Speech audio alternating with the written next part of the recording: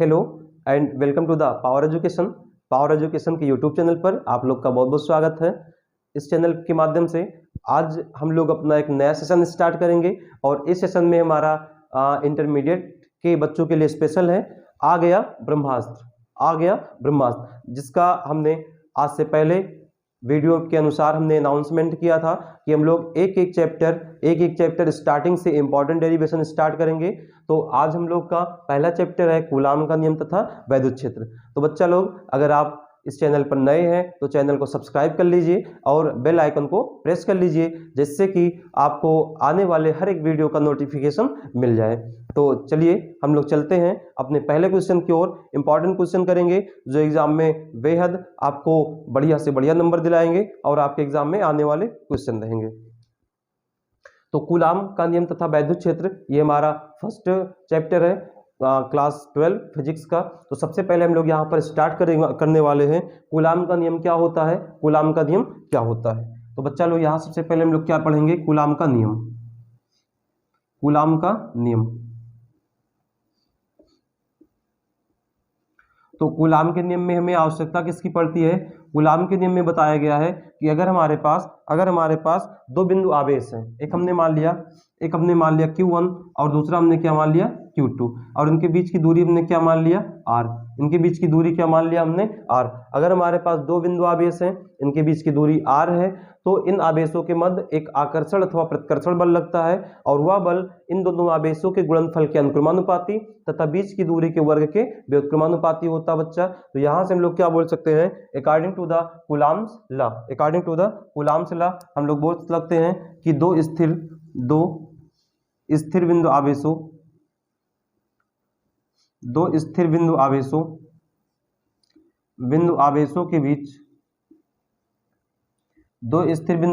के बीच लगने वाला आकर्षण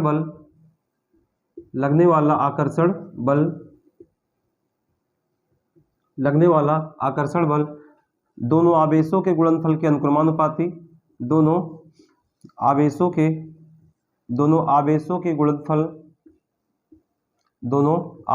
गुणनफल के अनुक्रमानुपाती तथा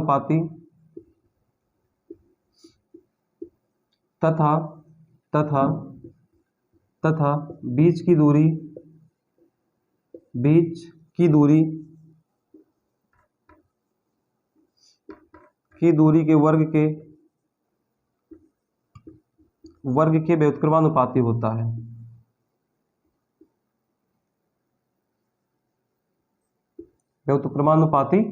है।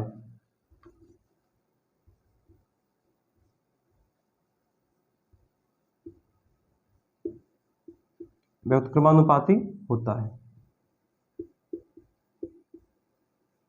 तो यहां से क्या हो गया कि दो स्थिर बिंदु आवेशों के बीच लगने वाला आकर्षण बल दोनों बिंदु आवेशों के गुणनफल के अनुक्रमानुपाती तथा बीच की दूरी के वर्ग के व्युत्क्रमानुपाती होता है। बीच की दूरी के वर्ग के व्युत्क्रमानुपाती होता है। अब अगर हम लोग इन मैथमेटिकली पढ़ें तो जो आकर्षण बल F होगा वो दोनों आवेशों के गुणनफल के अनुक्रमानुपाती मतलब Q1 और Q2 के अनुक्रमानुपाती होगा, समीकरण 1, और इनके बीच की दूरी के वर्ग के व्युत्क्रमानुपाती मतलब F is directly proportional to 1/r square. These are equation number 2. Now from equation first and second we have हमें क्या मिलेगा, F is equal to Q2 अपान में R स्क्वायर, सॉरी यहाँ पर हमारा अनुक्रमानुपाती है। अब बच्चा लोग हम क्या करेंगे, यहाँ से साइन को हटाएंगे तो यहाँ से हमें क्या मिलेगा, हम जब भी ये साइन हटाएंगे बराबर का निशान लगाएंगे और बगल में एक कांस्टेंट जोड़ेंगे, एक कांस्टेंट मतलब नियतांक जोड़ेंगे। तो नियतांक हमारे पास है 1/4 pi epsilon not Q1 Q2 बटे में R square. This is the Coulomb's law. इसे हम लोग क्या बोलते हैं, कूलाम का नियम बोलते हैं। F बराबर 1/4 pi epsilon not Q1 Q2 बटे में R स्क्वायर बोलेंगे। ठीक है बच्चा लोग, R स्क्वायर बोलेंगे। ये थोड़ा सा व्युत्क्रमानुपाती ऐसा होगा। अब यहाँ से बच्चा लोग क्या आएगा, अब यहाँ से जो कांस्टेंट है उसका मान हम लोग ज्ञात करते हैं। ये जो कांस्टेंट हमारे पास है 1/4 पाई एप्सिलॉन नॉट नियतांक, इसका मान होता है 9 × 10⁻⁹। इसका मान क्या होता है 9 गुणे 10 की घात 9 होता है। अब यहाँ से जो एप्सिलॉन नॉट है, जो एप्सिलॉन नॉट है, एप्सिलॉन नॉट को हम लोग क्या बोलते हैं, निर्वात की वैद्युतशीलता, निर्वात या वायु की वैद्युतशीलता, निर्वात या वायु की वैद्युतशीलता, वैद्युतशीलता। ठीक है बच्चा लोग। अब यहाँ तो जो एप्सिलॉन नॉट है इसका मान भी कुछ होता है। अगर हम लोग एप्सिलॉन नॉट का मान निकालेंगे तो इसका मान आता है, एप्सिलॉन नॉट का मान आता है 8.85 गुणे 10 की घात -12, 8.85 गुणे 10 की घात -12। इसका मात्रक होगा coulomb square, coulomb square, coulomb square प्रति newton metre square, newton metre square, newton metre square. अब बच्चा लोग एक क्वेश्चन और आता है, एक क्वेश्चन वेरी इंपॉर्टेंट है। ये क्या है, ये आता है एप्सिलॉन नॉट की बीमा क्या होती है, एप्सिलॉन नॉट की बीमा क्या, अच्छा इसको पढ़ते क्या है, एप्सिलॉन नॉट, एप्सिलॉन नॉट इसकी बीमा क्या होती है, तो बीमा भी आप देख लो, बीमा एक निकालना एकदम आसान सा है। जैसे यहाँ से एप्सिलॉन नॉट है, इसको आप यहाँ ले जाओ, इसको यहाँ ले आओ, यहाँ से में क्या मिलेगा, यहाँ से में मिलेगा एप्सिलॉन नॉट, इधर गया तो क्या मिलेगा बच्चा, ये मिलेगा 1/4 पाई, 1/4 पाई, यहाँ पर Q1 Q2 बटे में यहाँ क्या आएगा FR स्क्वायर आएगा। अब कांस्टेंट की बीमा हम ना लिखते हैं, कांस्टेंट की बीमा हम लोग नहीं लिखते हैं, उसकी बीमा नहीं होती है। तो क्या करेंगे हम लोग यहाँ Q1 Q2, तो Q क्या है, Q का मतलब आवेश है, और आवेश की बीमा क्या होती है 80 होती है। तो Q1 Q2 का क्या हो जाएगा 80 और गुणे में 80 होगा, चलो ठीक है। बल की बीमा क्या होती है MLT -2 होता है, MLT -2 होता है। उसके बाद R की बीमा क्या होगी L स्क्वायर होगी, क्या होगी L स्क्वायर होगी। अब यहाँ से हमारा क्या आएगा, अब हमारा आएगा, सबको सॉल्व करके ऊपर लिखते हैं। तो पहले बीमा लिखते कैसे हैं, MLT पहले लिखते हैं, तो देखो M ऊपर जाएगा तो हो जाएगा -M, क्या हो जाएगा -M हो जाएगा। तो यहाँ से हो गया m की पावर -1, L देखो L यहाँ 2 है, यहाँ एक 3 है, ऊपर जाएगा L की घात -3 हो गया। T देखो यहाँ 2 है और ऊपर T और T का गुणा होगा तो 2 होगा, मतलब T स्क्वायर, और T 2 ऊपर जाएगा TT 4 हो गया, तो T की पावर 4 हो गया। उसके बाद ये क्या हो गया, एक है, A की पावर कितना हो गया 2 हो गया, A 2 हो गया। तो ये क्या है इनकी बीमा है, ये क्या है इनकी बीमा है, M -1 L -3 T की पावर 4 और A 2, ये इसकी क्या है बीमा है। हम तब तक बच्चा लोग क्वालिटी चेक कर लेते हैं, क्वालिटी जो है बेहतर है, क्वालिटी है बेहतर है, ठीक है। चलिए हम लोग अपने अगले क्वेश्चन की ओर बढ़ते हैं। तो इतना कूलाम के नियम से आपको जानकारी रखनी है। अब हम लोग अपने अगले क्वेश्चन की ओर बढ़ेंगे कि किसी बिंदु आवेश के कारण वैद्युत क्षेत्र क्या होता है, किसी बिंदु आवेश के कारण वैद्युत क्षेत्र क्या होता है। तो अगला हेडिंग हमारे पास क्या है, किसी बिंदु आवेश के कारण,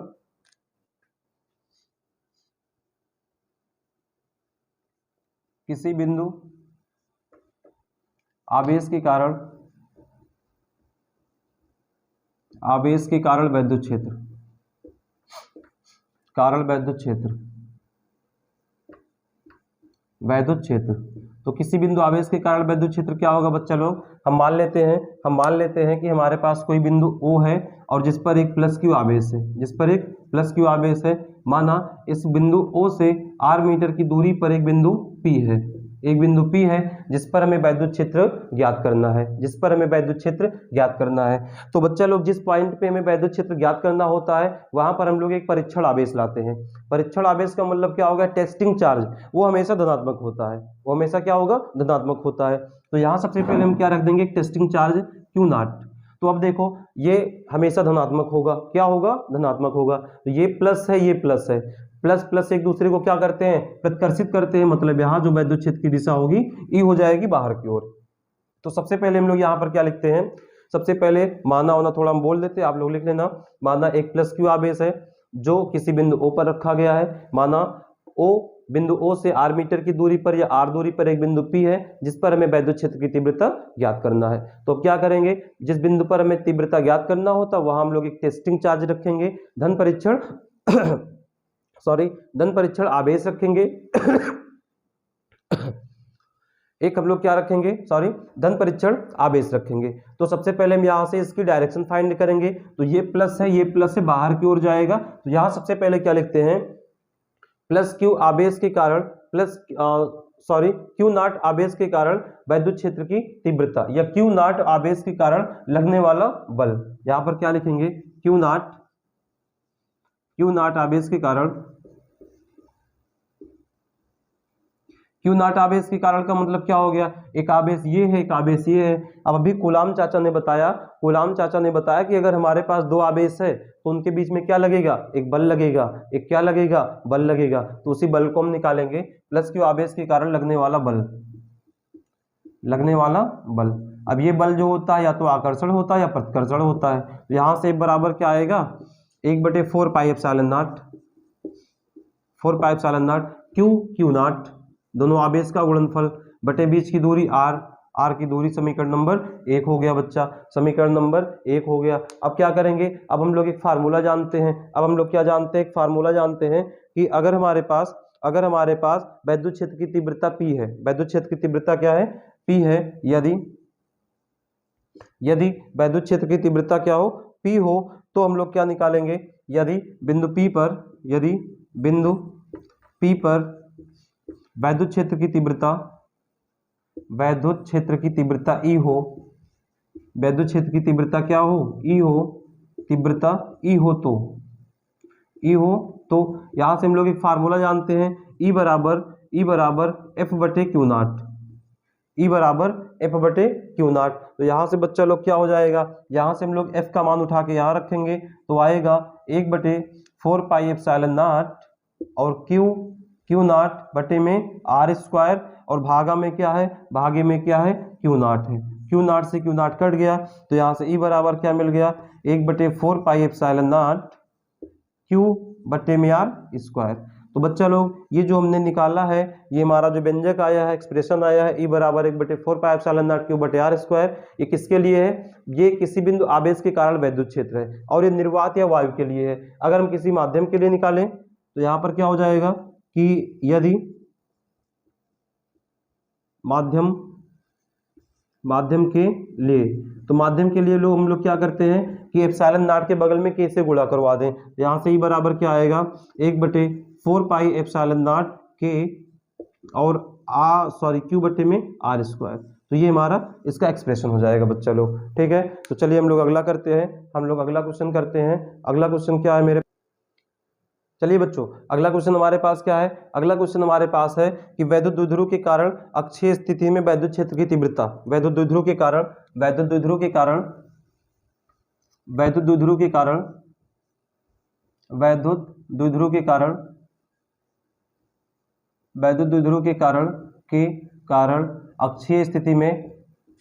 अक्षीय स्थिति में वैद्युत क्षेत्र की तीव्रता,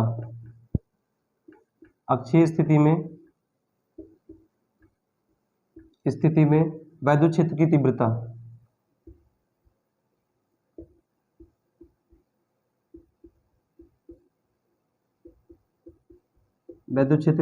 तीव्रता, चलिए यहाँ सबसे पहले बच्चा लोग, ये वेरी इंपॉर्टेंट लगभग हर बार क्वेश्चन में पूछा जाने वाला, हर बार आपके एग्जाम में पूछा जाने वाला क्वेश्चन है। वेरी इंपॉर्टेंट क्वेश्चन है आपके लिए, ठीक है। यहाँ सबसे पहले हम लोग क्या याद करेंगे, सबसे पहले में बोला गया है कि वैद्युत द्विध्रुव के कारण अक्षीय स्थिति में वैद्युत क्षेत्र की तीव्रता। तो सबसे पहले हम जान लेते हैं बच्चा लोग वैद्युत द्विध्रुव होता क्या है, हम लोग थोड़े से में जान लेंगे वैद्युत द्विध्रुव होता क्या है। वैद्युत द्विध्रुव तो बच्चा लोग वैद्युत द्विध्रुव क्या होता है कि अगर हमारे पास कोई दो आवेश है, एक ऐसा निकाय होता है जिसमें दो बराबर परंतु विपरीत आवेश होते हैं जिनके बीच की अल्प दूरी 2l होती है। मतलब अगर, और इसका मूल बिंदु क्या है, O है। कोई एक ऐसा निकाय जिन पर बराबर परंतु विपरीत आवेश हो और उनके बीच की अल्प दूरी क्या हो, 2l हो, तो इस निकाय को हम क्या बोलेंगे, इस निकाय को हम बोलते हैं वैद्युत द्विध्रुव बोलते हैं बच्चा लोग। तो चलिए अब हम लोग ज्ञात करेंगे वैद्युत द्विध्रुव के कारण अक्षीय स्थिति में वैद्युत क्षेत्र की तीव्रता। तो सबसे पहले हम लोग यहाँ पर क्या मान लेंगे, सबसे पहले मान लेंगे कि हमारे पास कोई एक वैद्युत द्विध्रुव है। सबसे पहले क्या मान लेंगे कि हमारे पास कोई एक वैद्युत द्विध्रुव है, एक वैद्युत द्विध्रुव A और B है। एक पर माइनस क्यू आवेश है, एक पर प्लस क्यू आवेश है, एक पर माइनस क्यू आवेश है, एक पर प्लस क्यू आवेश है। दोनों के बीच की दूरी 2l होती है। तो यहाँ से O से आधी दूरी क्या होगी, L होगी, आधी दूरी क्या होगी, L और L होगी। अब बच्चा लोग हम क्या मान लेते हैं, अक्षय। अक्षय का मतलब होता है कि इसी के सीध में, अक्षय का मतलब क्या होता है, इसी रेखा के अनुदिश। ठीक है बच्चा, तो यहां से हम लोग क्या मानेंगे कि ये मूल बिंदु O है, O से R दूरी पर एक बिंदु क्या है, P है, एक बिंदु क्या है, P है, और इस बिंदु P पर हमें वैद्युत क्षेत्र की तीव्रता ज्ञात करना है। इस बिंदु P पर हमें वैद्युत क्षेत्र की तीव्रता ज्ञात करना है। तो बच्चा लोग सबसे ज्यादा इंपॉर्टेंट यहाँ पर क्या होता है, सबसे इंपॉर्टेंट होता है डायरेक्शन पता करना। डायरेक्शन कोई ना बताएगा आपको, डायरेक्शन कोई ना बताएगा, तो डायरेक्शन हम लोग पता कैसे करते हैं, डायरेक्शन कैसे हम लोग पता करते हैं, इसको देखो। तो डायरेक्शन हम लोग कैसे पता करेंगे बच्चा लोग, इसके लिए देखो यहाँ पर हम सबसे पहले क्या करेंगे, यहाँ सबसे पहले हम लोग मान लेते हैं कि प्लस क्यू आवेश के कारण जो वैद्युत क्षेत्र है वो E1 होगा। क्या होगा, E1 होगा। माइनस क्यू आवेश के कारण वैद्युत क्षेत्र क्या होगा, E2 होगा। क्या होगा, E2 होगा। अब यहाँ से बच्चा लोग हम क्या करेंगे, अब यहाँ से हम क्या करेंगे, अब यहाँ से हम लोग जिस बिंदु पर हमें वैद्युत क्षेत्र की तीव्रता ज्ञात करना है उस पर एक धन परीक्षण आवेश की कल्पना करते हैं, लेंगे नहीं, कल्पना करते हैं। तो यहाँ अगर एक धन परीक्षण आवेश होगा, धन परीक्षण आवेश होगा, तो इसके कारण तीव्रता क्या होगी, प्लस और प्लस एक दूसरे को प्रतिकर्षित करते हैं, मतलब दूर जाएंगे, जाओ जाओ जाओ। ठीक है, तो ये क्या करेंगे, इसको दूर भेज देंगे, तो ये क्या हो जाएगा, E1 हो जाएगा। ठीक है, जा रहे हैं। उसके बाद क्या है, यहाँ माइनस है, ये क्या है, ये प्लस है, तो माइनस और प्लस है तो क्या करेंगे, आकर्षित करेंगे, बुला रहे हैं, आओ आओ आओ, तो ये भैया बुला लो इसको ना, क्या दिक्कत है, आ जाओ, दुश्मनी थोड़ो ना है इनसे, इसको बुला लो। ये क्या है, E2 है, कोई दुश्मनी ना है, एक दूसरे में कोई दुश्मनी ना है बच्चों, ये आ गए। अब यहाँ पर होगा क्या, अब यहाँ पर खेला होएगा, क्या होएगा, खेला होएगा। कैसे होएगा, इसको देखो। अब अगर तीव्रता एक इधर है एक इधर है, विपरीत है, तो हम लोग क्या करते हैं, परिणामी तीव्रता के लिए एक को दूसरे में से घटा देते हैं। अब कैसे घटाएंगे, जिसकी तीव्रता ज्यादा होगी ज्यादा वाले में से कम को घटाएंगे, तो ज्यादा वाले में से कम को अगर हम घटाएंगे बच्चा तो क्या आएगा, आओ देखो। अब तो खेला हुए, यहाँ पर क्या हुए, अब खेला हुए। तो सबसे पहले देखो, अब हम लोग ये पता लगाए E1 की ज्यादा कि E2 की ज्यादा है। चलो कोई दिक्कत नहीं, देखो यहां से यहां के बीच की दूरी और यहां से यहां के बीच की दूरी, ये वाली दूरी इतनी है, ये वाली दूरी इतनी है। ठीक है, तो अगर ये दूरी कम है तो हम लोग जानते हैं कि जो बल होता है वो डायरेक्टली प्रोपोर्शनल होता है, सॉरी इनवर्सली प्रोपोर्शनल होता है बीच की दूरी के। मतलब गुलाम चाचा के नियम के अनुसार कि जो बल होता है उसमें दूरी के व्युत्क्रमानुपाती होता है बल। मतलब इसका मतलब क्या कि अगर दूरी कम है तो बल ज्यादा होगा, दूरी कम है तो बल ज्यादा। देखो यहाँ दूरी क्या है, कम है इसकी अपेक्षा, अगर यहाँ दूरी कम है तो बल क्या होगा, ज्यादा होगा। और बल ज्यादा है तो हम लोग एक फार्मूला और पढ़े हैं, ई बराबर एफ बटे क्यू नॉट। मतलब अगर बल ज्यादा है तो वैद्युत क्षेत्र भी क्या होगा, ज्यादा होगा। समझे समझे समझे, समझो यहाँ पर बच्चा। तो यहाँ से क्या हो जाएगा कि E1 ज्यादा होगा, क्योंकि प्लस क्यू के कारण तीव्रता हमने E1 माना है। तो परिणामी तीव्रता क्या करेंगे, E बराबर E1 माइनस E2 करेंगे। चलिए अब हम लोग आते हैं आगे।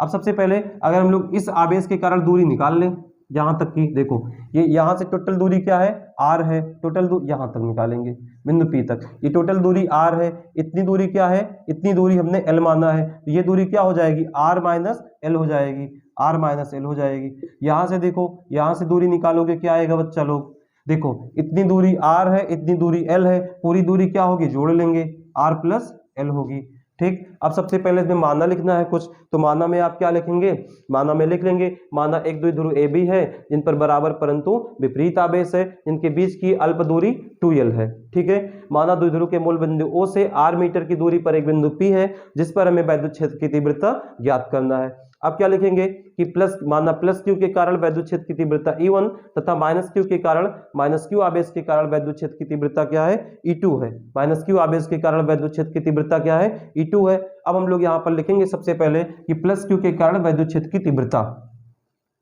प्लस क्यू आवेश के कारण, प्लस क्यू आवेश के कारण वैद्युत क्षेत्र की तीव्रता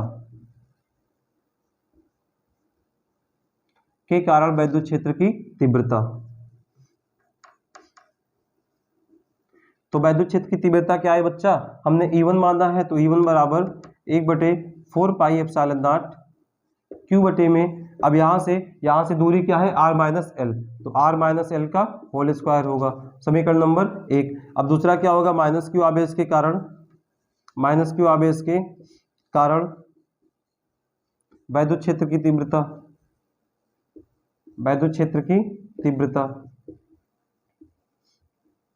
ये क्या आएगा, ये हमने माना E2, तो E2 बराबर क्या होगा, E2 बराबर 1/4 पाई एप्सिलॉन नॉट क्यू बटे में यहाँ से यहाँ के बीच की दूरी r प्लस एल, तो होएगा r प्लस एल का होल स्क्वायर बच्चों लोग। ठीक है, समीकरण 2। अब अभी हमने क्या माना है, हमने बताया कि E1 ज़्यादा है तो ज़्यादा वाले में से कम को घटा लेंगे, तो यहाँ से परिणामी तीव्रता क्या होगी, परिणामी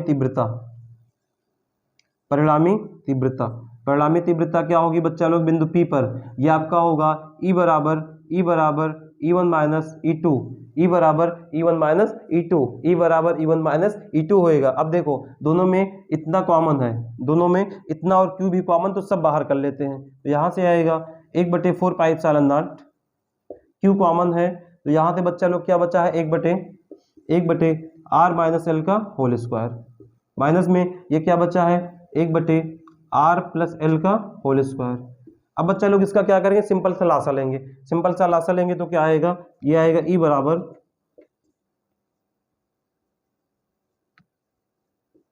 ये इसका गुणा यहाँ हो गया R प्लस एल का होल स्क्वायर, और माइनस में R माइनस एल का होल स्क्वायर, बटे में क्या आएगा, बटे में a plus B A minus B, तो आगे a square minus B square, R square minus L square, और स्क्वायर पहले से लगा है। अब बच्चा लोग क्या करेंगे, अब इसका थोड़ा सा a plus B A minus b bracket खोल देते हैं, a plus B A minus B, तो यहाँ से देखो क्या आएगा, E बराबर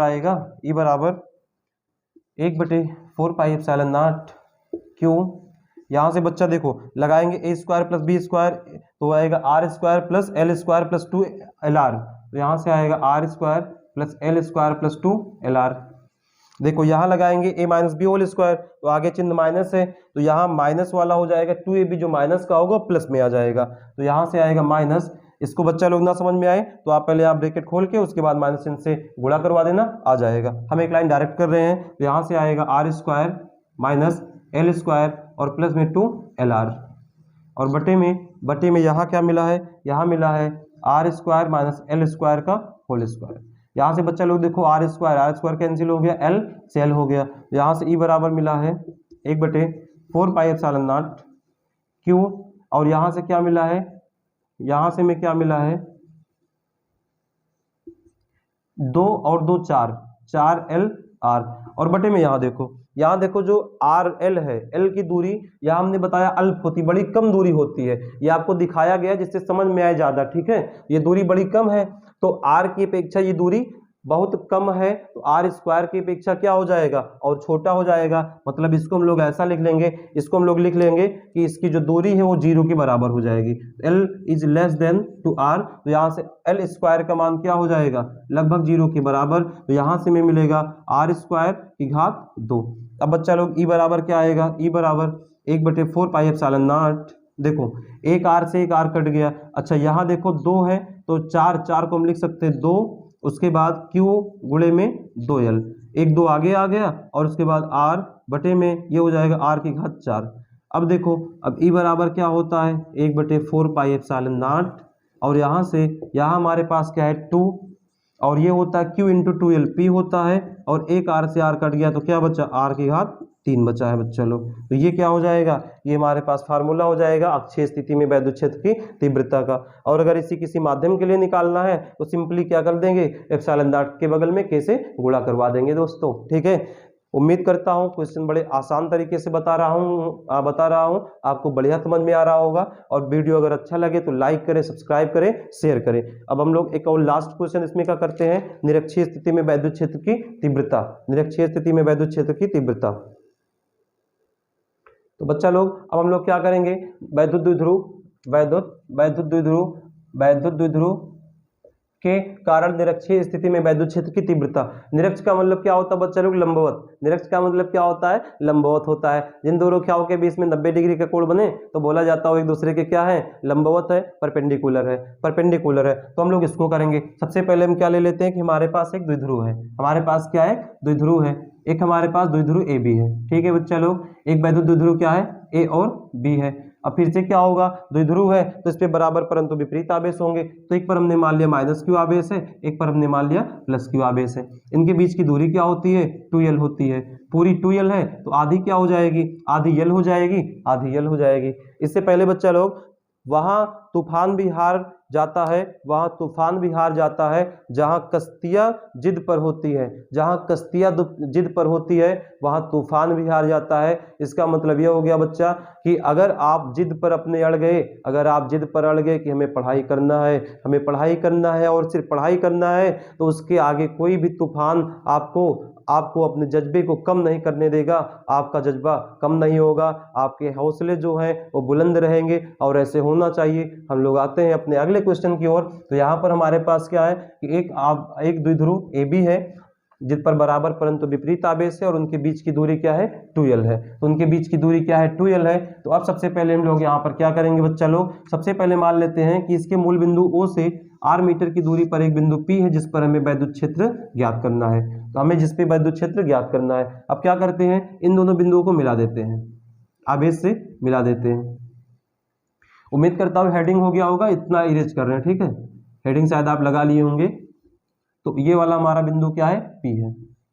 अब ये मान लेते हैं थीटा एंगल बना रहा, क्या एंगल बना रहा, थीटा बना रहा। ये वाली दूरी पूरी ये L हो जाएगी, ये भी क्या हो जाएगी, L हो जाएगी। अब देखो, अब अगर हमें यहाँ से यहाँ विद्युत क्षेत्र ज्ञात करना है तो सबसे पहले क्या मान लें कि प्लस क्यू के कारण तीव्रता E1 होगी, माइनस क्यू के कारण तीव्रता क्या होगी, E2 होगी। अब सबसे पहले हम लोग डायरेक्शन निकाल लें, यहाँ पर दिशा क्या होगी, मेन क्या है, डायरेक्शन है, मेन क्या है, डायरेक्शन है। तो यहाँ सबसे पहले हम लोग क्या निकालेंगे, हम लोग इस पे एक धन परीक्षण आवेश लाएंगे। तो देखो ये प्लस है, ये प्लस है, एक दूसरे को क्या करेंगे, विपरीत करेंगे। जाओ जाओ जाओ, तुम इधर जाओ, कहाँ तक जाओगी, कहाँ तक जाओगी, चलो इनको यहाँ पर रोक देते हैं, ज्यादा ना जाना है, इनको यहाँ पर रोक देंगे। अब देखो ये माइनस है, ये वाला प्लस है, ये माइनस है, यहाँ प्लस होता, ये पास बुला रहे हैं, कहाँ बुला रहे हैं, पास बुला रहे हैं, तो आने दो भाई, क्या दिक्कत है, आने दो। तो यहाँ से पास बुला रहे हैं तो ऐसे आओ, ऐसे, ये क्या हो जाएगी, E2 हो जाएगी, ठीक। अब देखो यहाँ पर हम लोग एक लाइन खींचते बच्चा, एक क्या खींचते, लाइन, और ये लाइन जो है इस वैद्युत द्विध्रुव के समांतर होगा। तो अब हम लोग जानते हैं कि दो समांतर लाइन के या रेखाओं के बीच में बना कोण बराबर होता। अगर यहाँ थीटा बंधा तो यहाँ भी क्या बनेगा, थीटा बंधा। अच्छा, अगर ये थीटा है तो ये पूरा कोण क्या हो जाएगा, इसके बराबर है, मतलब पूरा कोण क्या हो जाएगा, 2 थीटा के बराबर हो जाएगा।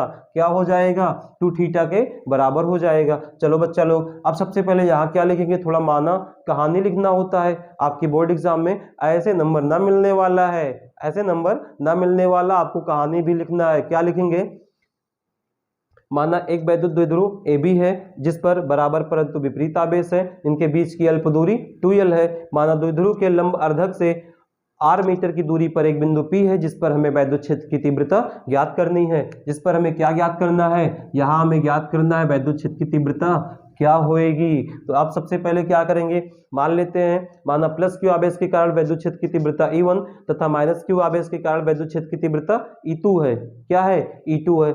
अब अगर हमारे पास दो तीव्रता है और उनके बीच में, अगर हमारे पास दो तीव्रता है, E1 है और E2 है, और इनके बीच में कुछ कोण थीटा बन रहा है, तो परिणामी तीव्रता E बराबर का फार्मूला होता है कि under root E1 square plus E2 square plus 2E1 E2 cos theta, plus 2E1 E2 cos theta होता है बच्चा लोग। अब सबसे पहले हम लोग क्या करेंगे, सबसे पहले माइनस क्यू और प्लस क्यू के कारण वैद्युत क्षेत्र की तीव्रता निकाल ले। अच्छा, एक चीज और, यहाँ सबसे पहले यहाँ से यहाँ के बीच की दूरी, तो देखो ये वाला क्या बन रहा, समकोण त्रिभुज, ये क्या बन रहा, समकोण त्रिभुज।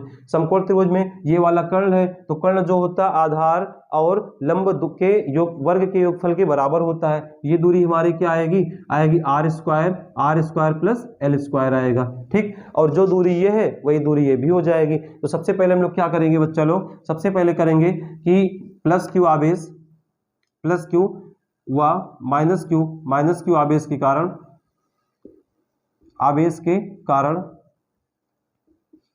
कारण बिंदु P पर वैद्युत क्षेत्र, बिंदु P पर वैद्युत क्षेत्र। तो बिंदु P पर वैद्युत क्षेत्र क्या आएगा बच्चा, प्लस क्यू के कारण हमने क्या E1 माना है। E1 बराबर क्या होता है, E1 बराबर 1/4 पाई एप्सिलॉन नॉट क्यू बटे में आर स्क्वायर। बीच की दूरी आर स्क्वायर क्या है, ये हमारे पास है under root R square plus L square का होल स्क्वायर।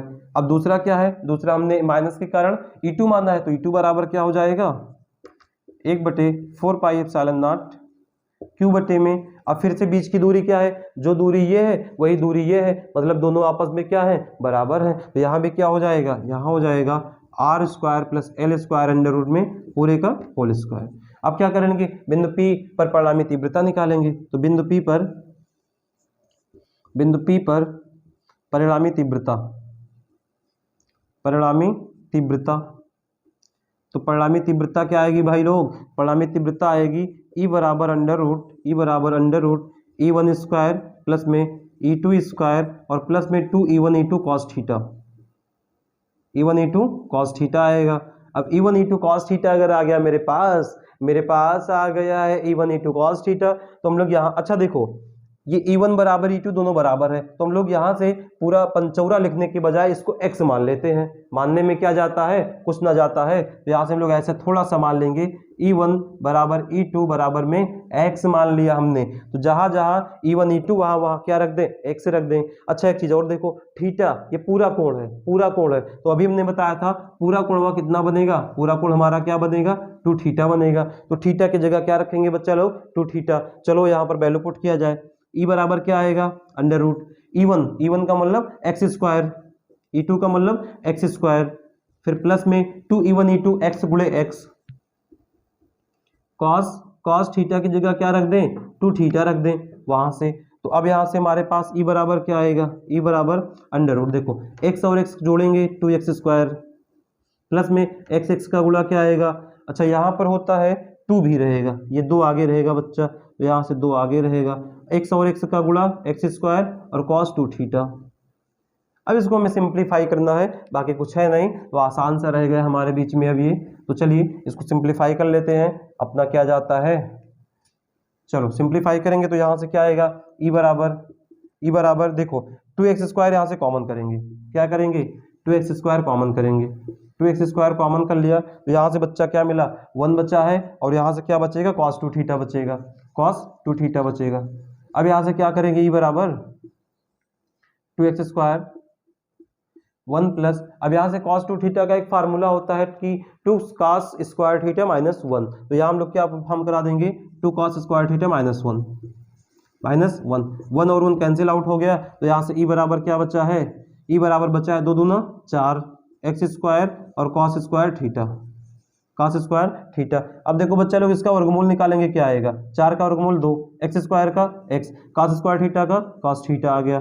चलो E बराबर क्या आ गया, 2। अच्छा देखो x का मान क्या है, E1 E2 का मान यहाँ से रखेंगे, देखो क्या आएगा, ये आएगा 1/4 पाई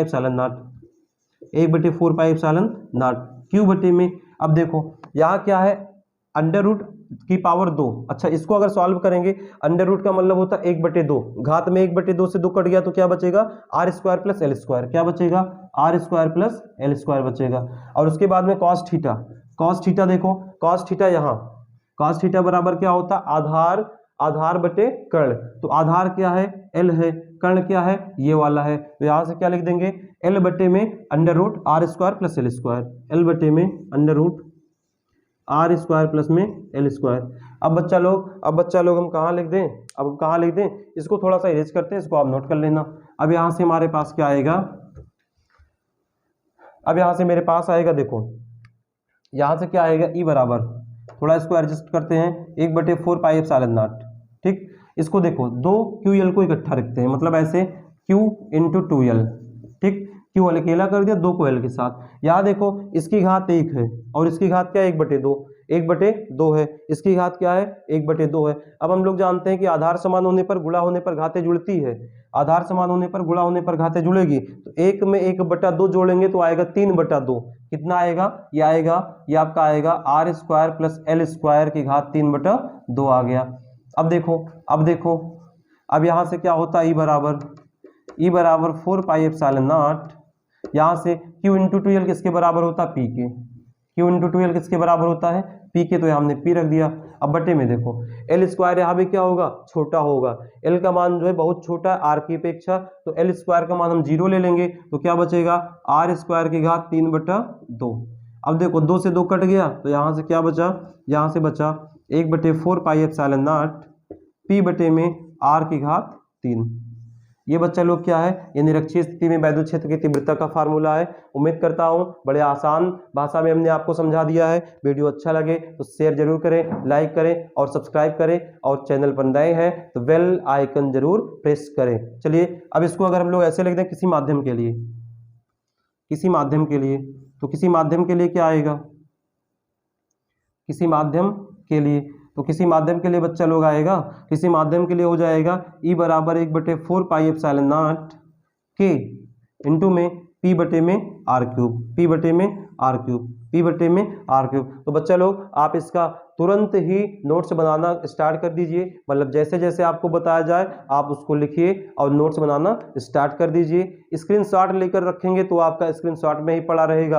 आपको कॉपी में लिखना है, कॉपी में नोट्स बनाना है, क्योंकि जितना आप प्रैक्टिस करोगे, जितना आप पेन घिसोगे, उतना ही आपका IQ तेज होगा, उतना ही आपका दिमाग तेज होगा बच्चा लोग, उतना ही दिमाग आपका तेज होगा। ठीक है, तो इस प्रकार से हमारा पहला चैप्टर समाप्त हुआ है। और एक डेरिवेशन है इसमें, अच्छा एक डेरिवेशन और है, चलिए उसको भी हम लोग कर लेते हैं। एक डेरिवेशन और है उसको,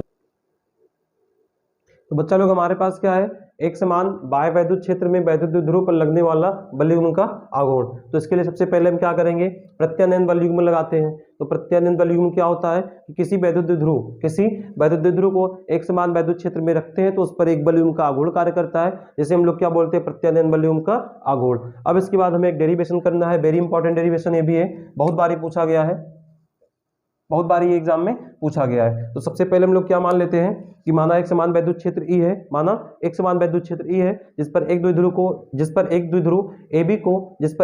AB को क्षेत्र की दिशा के साथ थीटा कोण बनाते हुए रखा गया है। ठीक है, माना एक वैद्युत द्विध्रुव AB है जिस पर एक द्विध्रुव को वैद्युत क्षेत्र की दिशा के साथ थीटा कोण बनाते हुए रखा गया है। तो सबसे पहले हम यहाँ पर क्या याद करेंगे, बल युग्म का आघूर्ण। ताऊ क्या होता है, बल युग्म का आघूर्ण। तो यहाँ से ताऊ बराबर होता है एक बल गुणे दोनों बलों की क्रिया रेखाओं के बीच की लंबवत दूरी।